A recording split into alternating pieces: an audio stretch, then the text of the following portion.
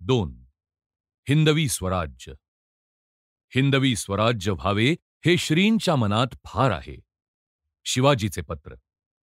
त्या तरुण वीराने क्रांतियुद्धाची उठावणी केली. इसवी सन 1645 मध्ये शिवाजी महाराजांनी आपल्या एका सवंगड्याला पाठविलेल्या पत्रात विजापूरच्या शहाशी विरोध करण्यात त्यांनी राजद्रोहाचे पातक केले असा जो आरोप त्यांच्यावर करण्यात आला होता, त्याचा निषेध केला आहे.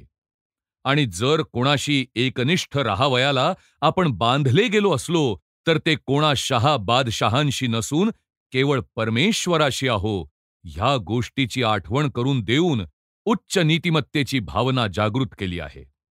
गुरुवर्य दादाजी कोंडदेव आणि आपले इतर सवंगडी ह्यांच्यावर सह्याद्रीच्या शिखरांवर परमेश्वराला साक्ष ठेवून इष्टसिद्धी होईपर्यंत सतत युद्ध चालवायचे आणि हिंदुस्थानात हिंदवी स्वराज्याची, हिंदू पदपादशाहीची प्रस्थापना करावयाची अशी त्यांनी शपथ नव्हती का घेतली? आदी कुलदेव स्वयंभू त्यांनी आम्हास यश दिले नि पुढे तो मनोरथ हिंदवी स्वराज्य करून पुरविणार आहे. हे राज्य व्हावे हे श्रींच्या मनात फार आहे. प्रत्यक्ष शिवाजी महाराजांच्या लेखणीतून उतरलेल्या ह्या एका हिंदवी स्वराज्य शब्दाने एका शतकापेक्षा अधिक कालापर्यंत ज्या महाखळबळीने महाराष्ट्राचे जीवन आणि कर्तृत्व संचलित झाले होते, तिचे आत्मस्वरूप जसे उघड करून दाखविले गेले तसे दुसऱ्या कशाने दाखविले गेले नसते. मराठ्यांनी केलेली उठावणी ही अगदी प्रारंभी सुद्धा केवळ वैयक्तिक किंवा विशिष्ट वर्गाची संकुचित चळवळ नव्हती. हिंदू धर्माच्या संरक्षणासाठी, परकी मुसलमानी सत्ता उलथून पाडण्यासाठी, स्वतंत्र आणि समर्थ असे हिंदवी साम्राज्य स्थापन करण्यासाठी केलेली ती आमूलाग्र हिंदू चळवळ होती. ह्या देशभक्तीच्या उत्साहाने केवळ मराठ्यांचे पुढारीच प्रेरित झालेले नव्हते, तर न्यूनाधिक प्रमाणात त्यांच्या देशातील आणि सैन्यातील सर्वच लोक त्या उत्साहाने भारले होते. ज्या देशभक्तीच्या भावनेने शिवाजी महाराजांचे सर्व प्रयत्न प्रेरित झाले होते, तिची जाणीव शिवाजी महाराजांइतकीच सर्व जनतेलाही झाली होती. प्रत्येक स्थली अखिल हिंदू जातीचे परित्राण करते म्हणून त्यांचे स्वागत होत होते. अजूनही जे मुसलमानांच्या पक्षाला चिकटून राहिले होते, ते 2 प्रकारचे लोक होते. इतक्या शतकांच्या दासवृत्तीमुळे त्यांच्यापैकी काहींच्या दुबळ्या मनाला हिंदू मुसलमानांच्या विरुद्ध बंड करून यशस्वी होऊ शकतात अशी कल्पनाच करिता येईना. दुसरा प्रकार म्हणजे विशेष निगरगट्ट झालेल्या किंवा लाभ हानीचे गणित करून पाऊल टाकणाऱ्या किंवा मुसलमानी राज्याच्या चिरस्थायित्वामध्ये ज्यांचे हितसंबंध निगडित झाले आहेत, अशा लोकांचा. ह्या मंडळींना शिवाजी म्हणजे एक नवशिके हुरळलेले पोर आहे असे वाटे आणि त्यामुळे त्याचे पुढारीपण मान्य करावयास त्यांचे मन साहजिकच कचरे.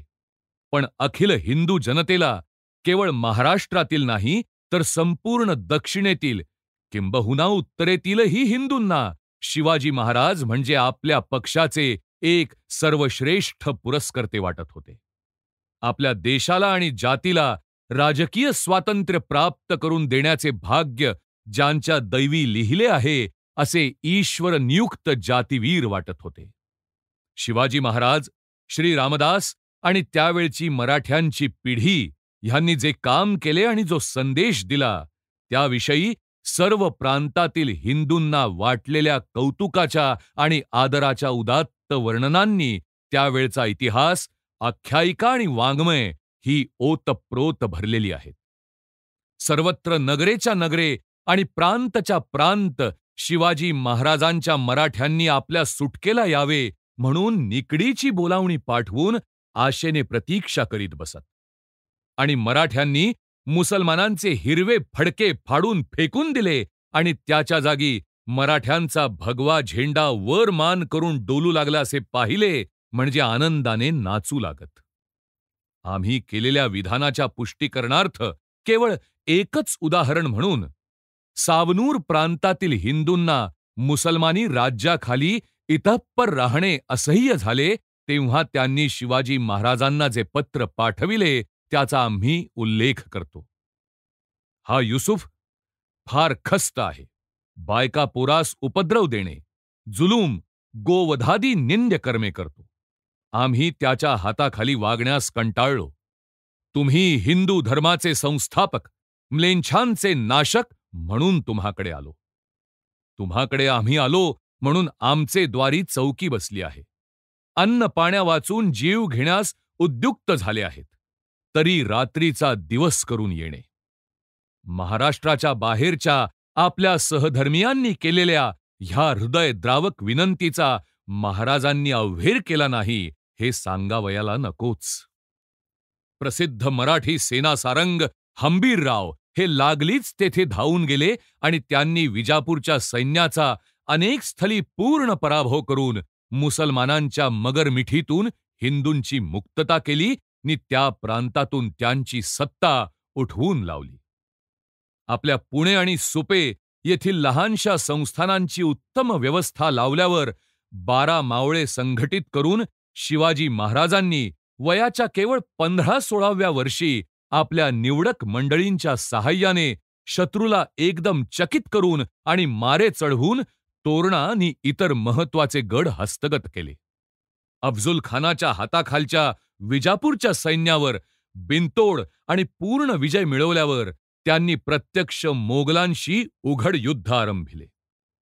कधी शरण गेल्यासारखे दाखवून तर कधी अकस्मात घाले घालून, पण केव्हाही त्यांना चकवून जेव्हा महाराजांनी मुसलमानांच्या अनेक सरदारांचा आणि सेनापतींचा धुव्वा उडवून दिला, तेव्हा त्यांच्या शत्रूच्या हृदयात इतकी धडकी भरली की औरंगजेबाला सुद्धा काही वेळपर्यंत वैमनस्य मिटवून त्यांना जाळ्यात फसवावयाचा प्रयत्न करणे अधिक शहाणपणाचे वाटले.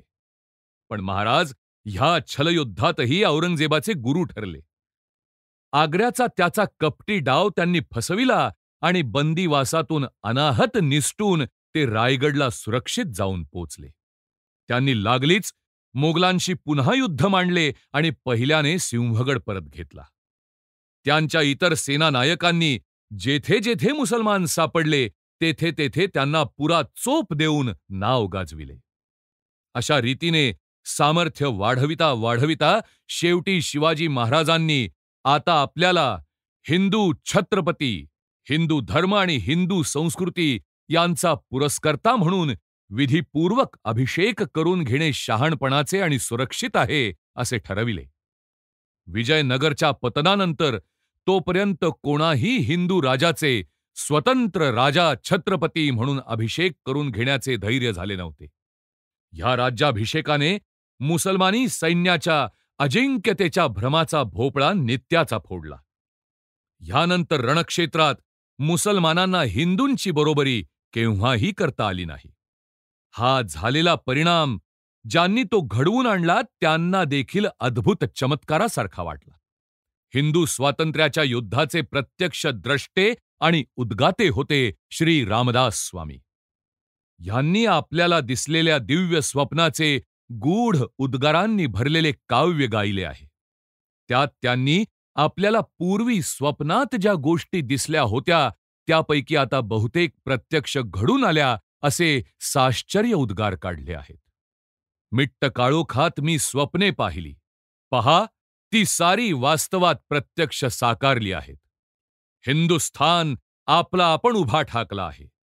ईश्वरद्रोही पातकी आणि त्याचा द्वेष करणारे ह्यांना बलदंड हातांनी गाडून टाकले आहे. ही सुखमयी एवं पुण्यभूमी आहे खरेच, का की ईश्वराने तिचे इप्सित आपलेच कार्य मानले आहे आणि औरंगजेब परास्त झाला आहे. सिंहासनापासून दूर ते सिंहासनारूढ आणि सिंहासनस्थ ते सिंहासन भ्रष्ट झाले आहेत. शब्दांपेक्षा कृती खूपच छान बोलत आहेत. खरोखर हिंदुस्थान ही सुखी पुण्यभूमी आहे. आता धर्माला राजधर्माचे, न्यायनी उचित त्याला बलाचे अधिष्ठान लाभले आहे. इतप्पर येथील जलोदके दूषित असणार नाहीत, तर आमची स्नानसंध्या नि व्रतानुष्ठाने पार पाडण्यास उदंड सामर्थ्यदायी असणार आहेत. आपण चालविलेले युद्ध हे ईश्वराच्या ध्वजेखाली चालविलेले धर्मयुद्ध आहे ह्या दृढ भावनेमुळेच शिवाजी महाराजांनी स्वतंत्र हिंदू राज्याची स्थापना करण्यात यश आल्याबरोबर ते सर्व आपल्या धर्म आणि राजकारणातील गुरूंच्या, स्वामी रामदासांच्या चरणी अर्पण केले आणि हे ईश्वरी कार्य आहे या भावनेमुळेच उलट श्री रामदासांनीही ते पुन्हा आपल्या विख्यात शिष्याला जनतेच्या कल्याणासाठी नि ईश्वराच्या कीर्तीसाठी ठेवलेला विश्वासनिधी म्हणून परत दिले आणि सांगितले, राज्य शिवाजीचे नव्हे, राज्य धर्माचे आहे. राजा छत्रसालच्या पराक्रमाचे वर्णन ज्या ऐतिहासिक काव्यात केले आहे, त्या छत्रप्रकाश काव्याचा कर्ता स्वतः बुंदेला हिंदू असूनही मराठ्यांच्या ह्या उठावणीचे त्याने केलेले वर्णन किती प्रांजल स्तुतीने भरले आहे. तीच गोष्ट प्रख्यात राष्ट्रीय कवी भूषणाची. मराठ्यांच्या ह्या कृत्याकडे हे दोघे कोणत्या दृष्टीने पाहतात हे पाहण्यासारखे आहे. स्वतः जन्माने मराठे नसूनही श्री शिवाजी महाराजांपासून बाजीरावांपर्यंत मराठी वीरांनी सर्वभर केलेल्या जयशाली आक्रमणाचा त्यांना जातिवंत मराठ्याइतकाच अभिमान वाटतो. भूषण कवीने तर स्वतः उत्तरेपासून दक्षिणेपर्यंत सर्व हिंदुस्थानभर हिंडून शिवाजी महाराजांच्या आणि त्यांच्या सवंगड्यांच्या महत्कृत्यांची विजयगीते गायली आणि सर्व हिंदूंना ह्या हिंदू स्वातंत्र्याच्या युद्धात भाग घेऊन पराक्रम करावयाला प्रवृत्त केले. विस्तार भयामुळे आम्हाला त्याच्या ओजस्वी कवितांपैकी काही ओळीच येथे उद्धृत करणे शक्य आहे. काशी हू की कला जाती मथुरा मशीद होती, शिवाजीन होते तो सुनती होत सबकी. राखी हिंदू बानी हिंदुबान की तिलक राख्यो, स्मृति और पुराण राखे वेद विधि सुनी मई. राखी रजपुती राजधानी राखी राजन की, धरा में धर्म राख्यो राख्यो गुनगुनी मई. भूषण सुकवी जितीह मरहट्टन की, देश देश कीर्ति बखानी तव सुनी मई. साहिके रजपूत शिवराज शमशेर तेरी, दिल्ली दल दाबी कई दिवाल राखी दुनी मई.